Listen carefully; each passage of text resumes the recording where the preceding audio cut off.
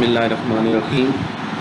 Orient college तलगम की तरफ से ऑनलाइन लेक्चर्स के सिलसिले में फर्स्ट ईयर केमिस्ट्री के अगले लेक्चर के साथ मैं पेश खिदमत हूँ। आज हम जो आर्टिकल शुरू करने जा रहे हैं उसका नाम है ली शैटलर्स प्रिंसिपल। इस आर्टिकल में हम ली शैटलर्स प्रिंसिपल की एप्लीकेशंस पढ़ेंगे to determine equilibrium position of a reversible reaction at any stage of time by changing various parameters like pressure, volume, temperature or concentration of reactants or products।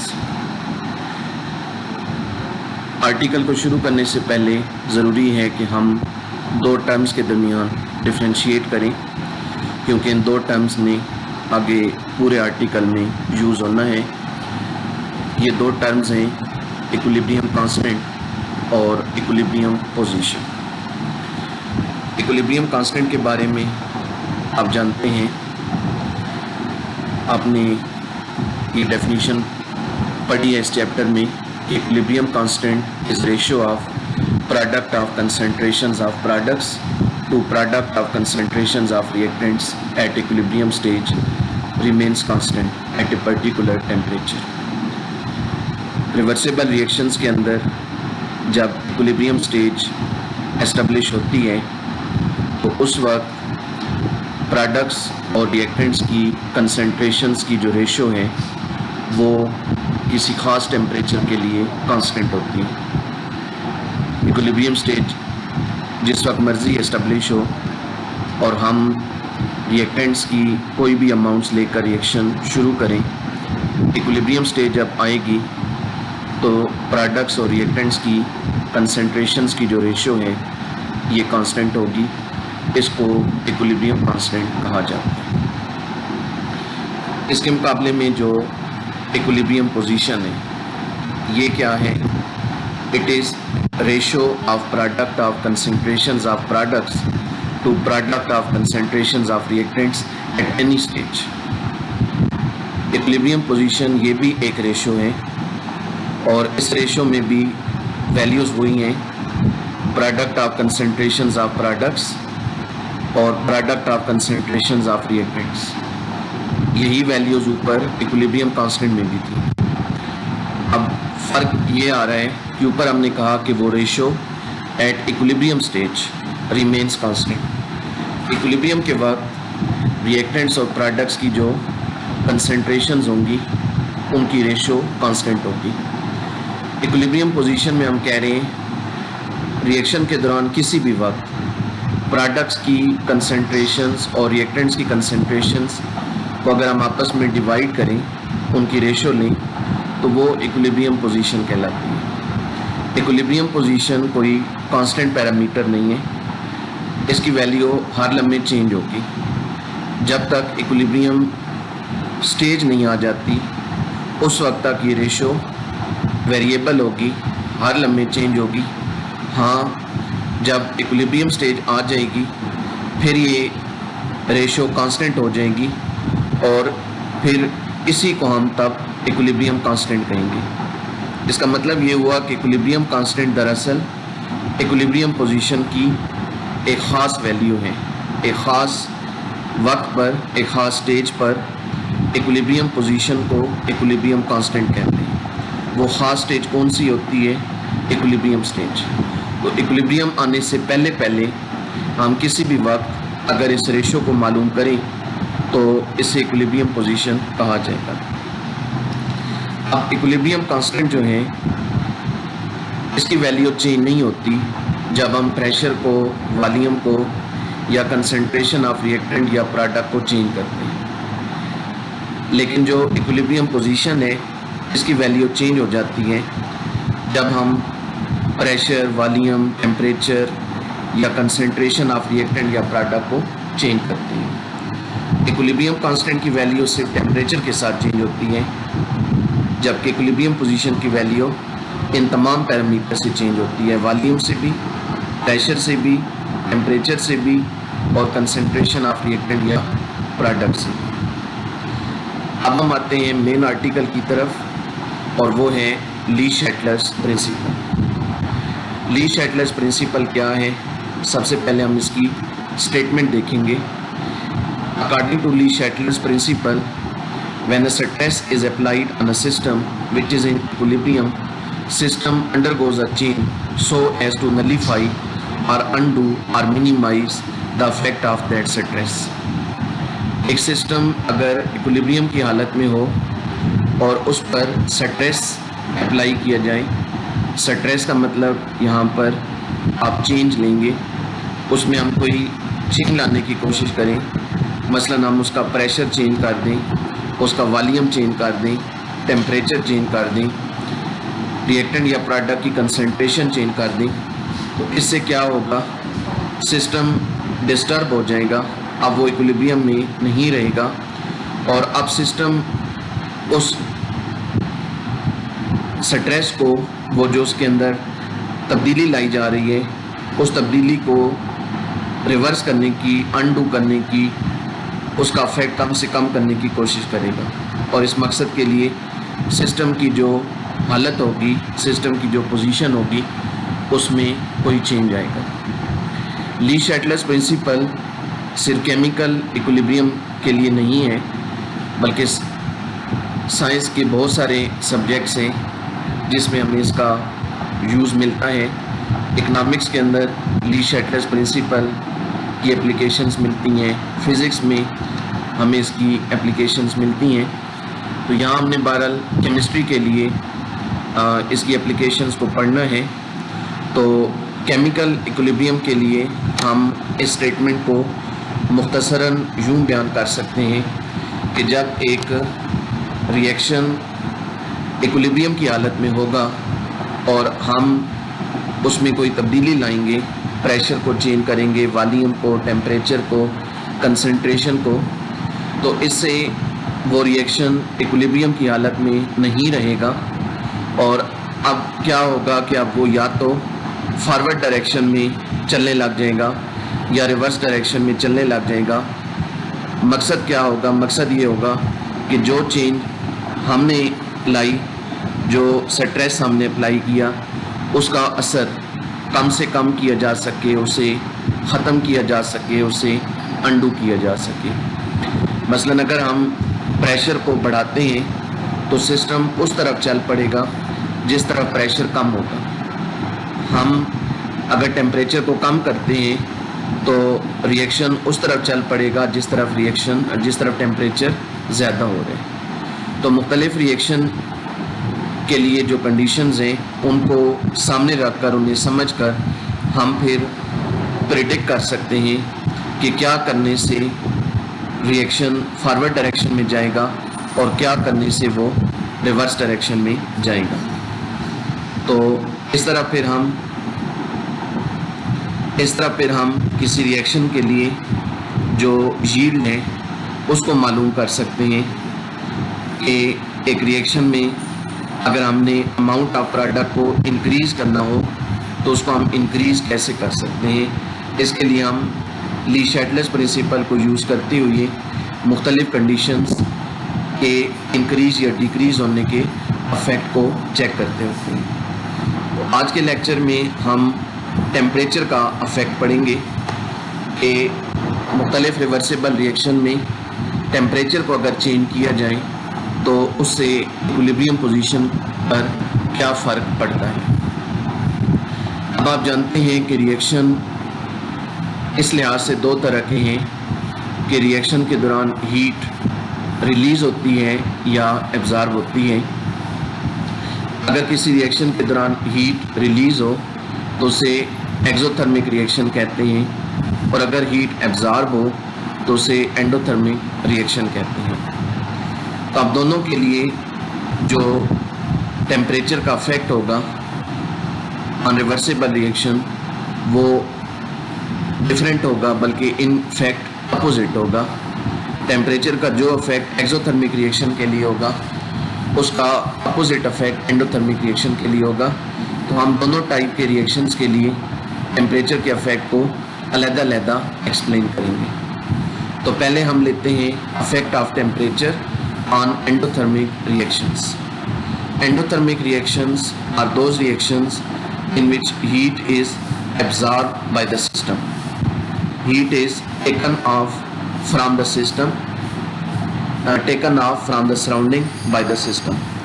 System जो होता है, system से मुराद reactants, वो surrounding से heat को लेते हैं, यानी रिएक्टेंट्स हीट को एब्जॉर्ब करते हैं। अब इस इफेक्ट को समझने के लिए हम कंसिडर करते हैं कि टेम्परेचर जो है वो एक कंपोनेंट है, हीट कंपोनेंट। जिस तरह रिएक्टेंट्स, कुछ चीज़ें रिएक्टेंट्स हैं, कुछ चीज़ें प्रोडक्ट्स हैं, इसी तरह हीट भी कोई कंपोनेंट है, हीट भी कोई चीज़ है।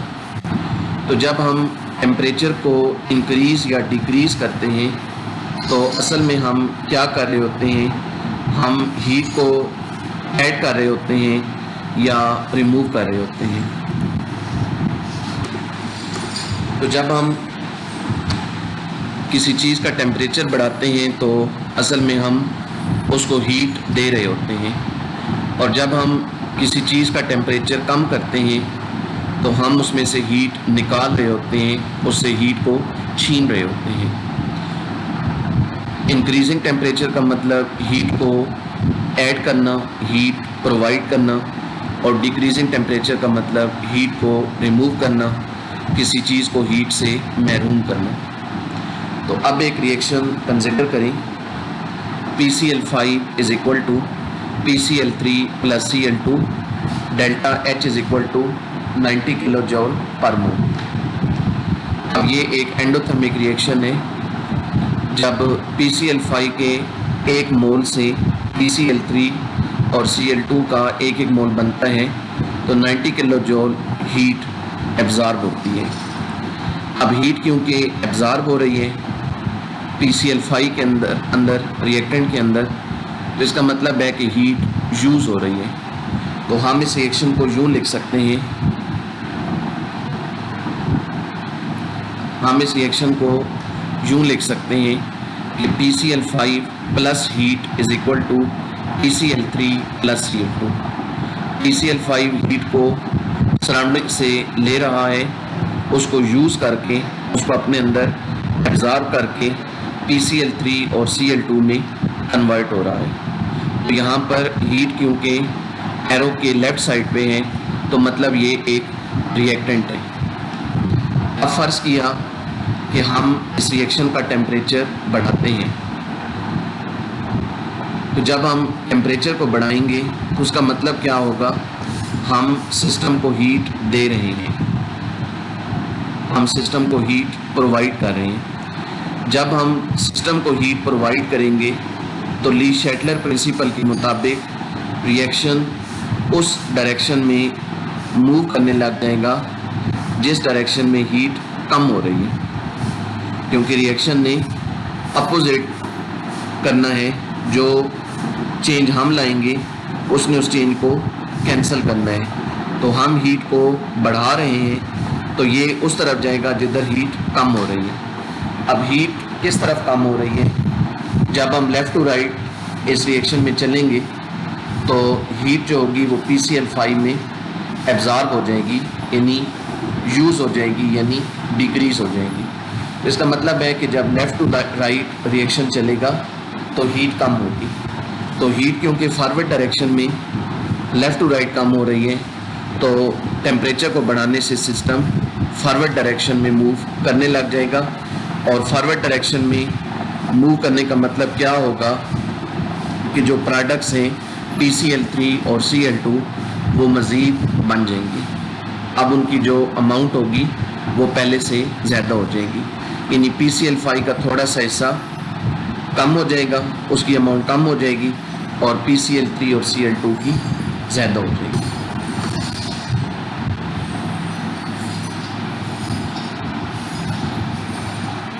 इसी तरह तो फिर हम नतीजा क्या अख़ज़ करते हैं कि एंडोथर्मिक रिएक्शन में जब टेम्परेचर को बढ़ाया जाता है तो सिस्टम फॉरवर्ड डायरेक्शन में मूव करता है और प्रोडक्ट्स की अमाउंट यानी यील्ड ऑफ रिएक्शन इंक्रीज़ हो जाती है। इसी तरह अगर हम टेम्परेचर को डिक्रीज़ करें ड्यूरिंग कोर्स ऑफ रिएक्शन तो उलट काम होगा पिछली स्लाइड से। अब सिस्टम रिवर्स डायरेक्शन में जाएगा। ऐसा क्यों होगा? क्योंकि जब हम टेम्परेचर को कम कर रहे हैं तो असल में हम सिस्टम में से हीट को निकाल रहे हैं, सिस्टम की हम हीट माइनस कर रहे हैं। तो अब सिस्टम उस डायरेक्शन में मूव करने लग जाएगा जिस डायरेक्शन में हीट दोबारा पैदा हो रही है, हीट दोबारा बन रही है। अब हीट किस तरफ बन रही है? रिएक्शन दोबारा देखें, हीट किस तरफ बन रही है?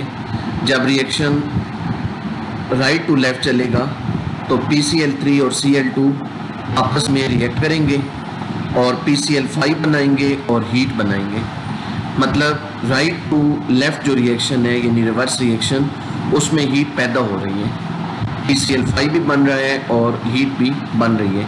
तो इसलिए जब हम टेम्परेचर को बढ़ाते हैं घटाते हैं तो सिस्टम उस तरफ जाता है जिस तरफ हीट दोबारा बन रही है और वो रिवर्स डायरेक्शन है। इसलिए एंडोथर्मिक रिएक्शन में टेम्परेचर को घटाने से सिस्टम रिवर्स डायरेक्शन में मूव करने लग जाएगा और रिवर्स डायरेक्शन का मतलब होगा कि प्रोडक्ट्स की अमाउंट कम हो गई है और रिएक्टेंट्स की दोबारा ज़्यादा हो गई है, यानी जो यील्ड ऑफ रिएक्शन है वो डिक्रीज़ हो गई है। तो ये एंडोथर्मिक रिएक्शन के लिए टेम्परेचर का हाल है। ये हमने ली शैटलर्स प्रिंसिपल की मदद से मालूम किया। अब हम टेम्परेचर का इफेक्ट मालूम करेंगे on exothermic reaction. Exothermic reaction वो रिएक्शन है जिनमें हीट रिलीज होती है ड्यूरिंग कोर्स ऑफ रिएक्शन। जब रिएक्टेंट्स प्रोडक्ट्स बनाते हैं तो रिएक्टेंट्स के अंदर से हीट निकलती है, रिएक्टेंट्स कुछ हीट रिलीज करते हैं, यानी इस रिएक्शन में हीट जो होती है वो पैदा होती है। अब हीट पैदा होने का मतलब ये हुआ कि हीट जो है वो प्रोडक्ट है। जो चीज़ केमिकल रिएक्शन के दौरान बने उसे हम प्रोडक्ट कहते हैं। तो यहाँ पर हम कहेंगे कि जो हीट है वो प्रोडक्ट है। तो रिएक्शन कंसिडर करें, N2 + 3H2 = 2NH3, delta H = -92.46, minus का साइन हीट के रिलीज होने को जाहिर कर रहा है।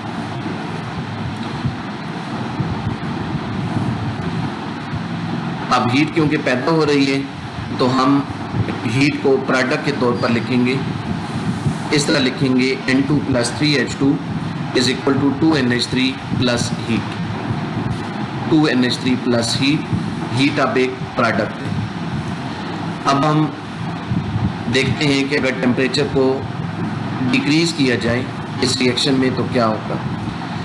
जब हम इस रिएक्शन का टेम्परेचर डिक्रीज़ करेंगे तो असल में हम सिस्टम को हीट से महरूम कर रहे हैं, यानी हम सिस्टम में से हीट को निकाल रहे हैं, सिस्टम में से हीट को निकाल रहे हैं, उसकी हीट को कम कर रहे हैं। सिस्टम इक्विलिब्रियम में नहीं रहेगा और अब वो उस डायरेक्शन में चलने लग जाएगा जिस डायरेक्शन में हीट दोबारा बन रही हो, ज़्यादा हो रही हो, इंक्रीज़ हो रही हो।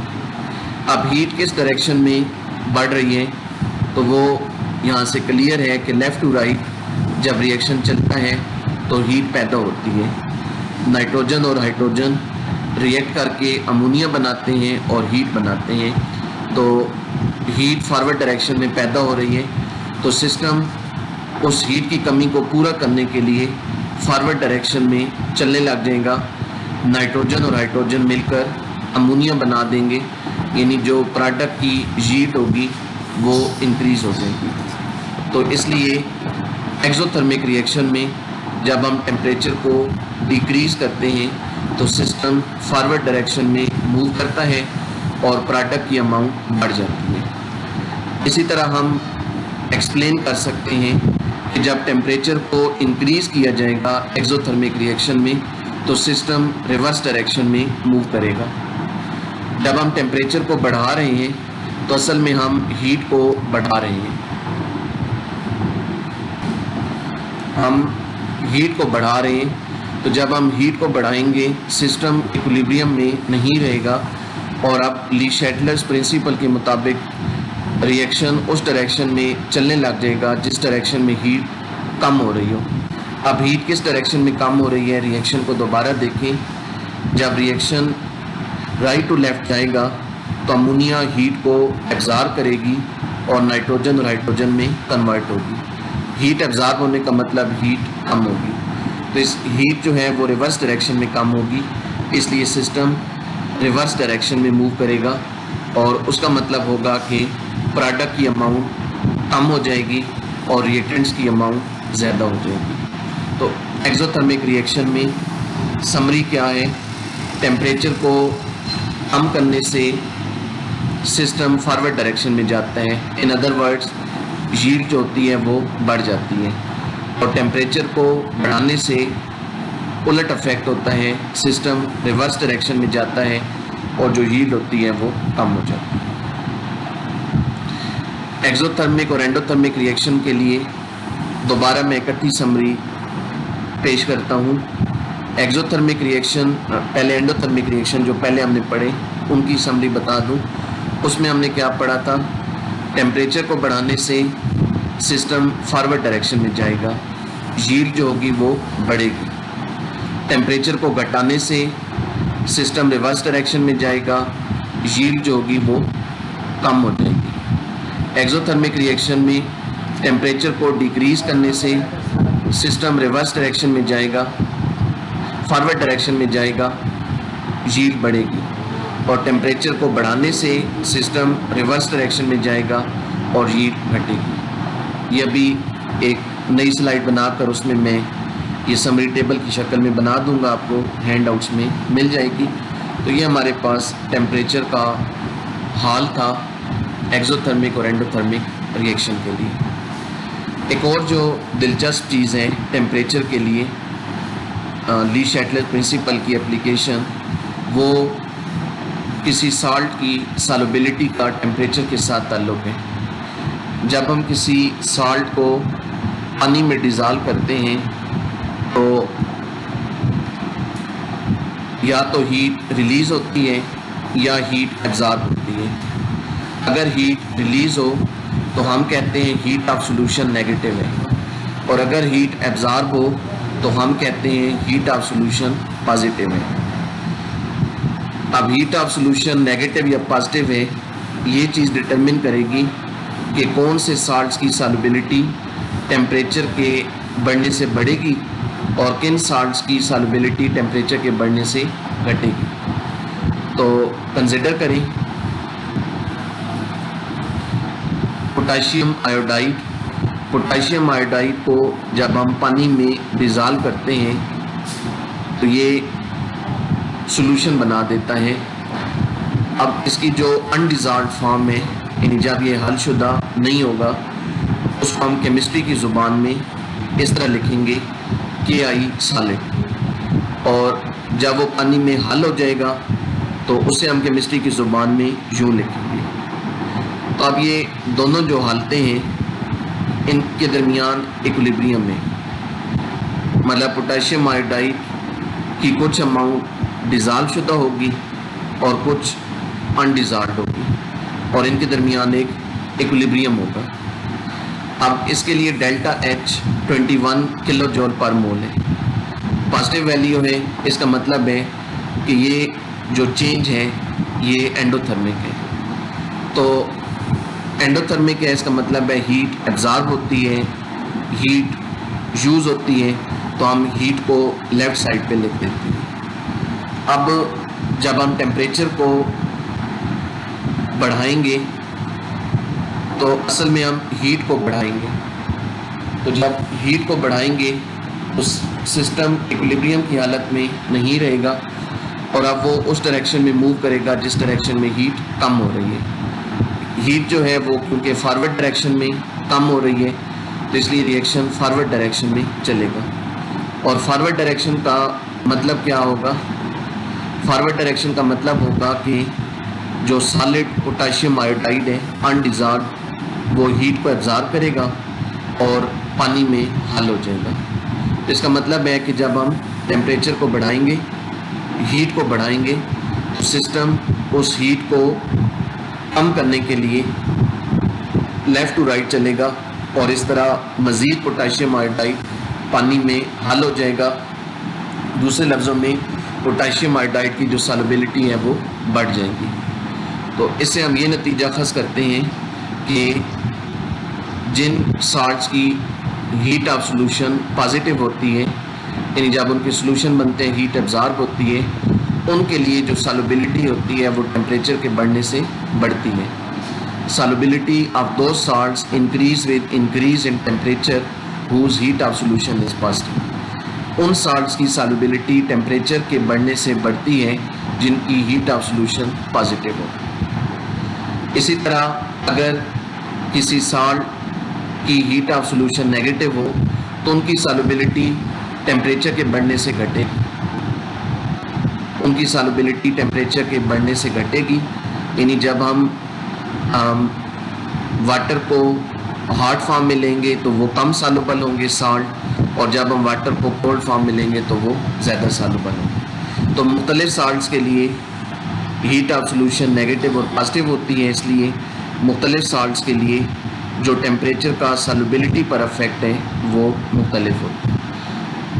टेम्परेचर का सॉल्युबिलिटी पर जो अफेक्ट है इसके बारे में मज़ीद हम बात चैप्टर 9 में करेंगे जब हम सोल्यूशन का चैप्टर पढ़ेंगे। तो ये हमारा आज का टॉपिक था।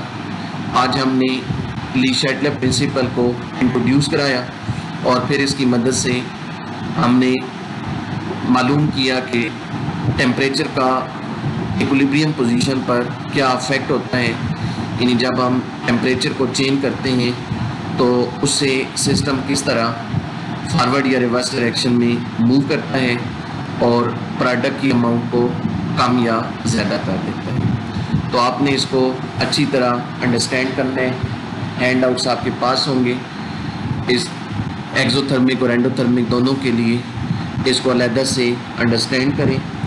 इसमें बेसिक आइडिया बस यही है कि ली शैटलर प्रिंसिपल ये कहता है कि जब सिस्टम इक्विलिब्रियम में होगा तो जो काम हम करेंगे सिस्टम उसका अपोजिट करेगा। हम टेम्परेचर को बढ़ाएंगे तो सिस्टम टेम्परेचर को घटाएगा, हम टेम्परेचर को घटाएंगे तो सिस्टम उसको बढ़ाएगा, हम प्रेशर को बढ़ाएंगे सिस्टम घटाएगा, हम वॉल्यूम घटाएंगे सिस्टम उसको बढ़ाएगा, एंड सो ऑन। ये बेसिक आइडिया है, ना सिर्फ टेम्परेचर के हवाले से बल्कि आगे जो पैरामीटर्स आएंगे उनके हवाले से। तो कल इंशाल्लाह अगले लेक्चर के साथ पेशी खिदमत होंगी। अपना ख्याल रखिएगा। अल्लाह हाफ़िज़।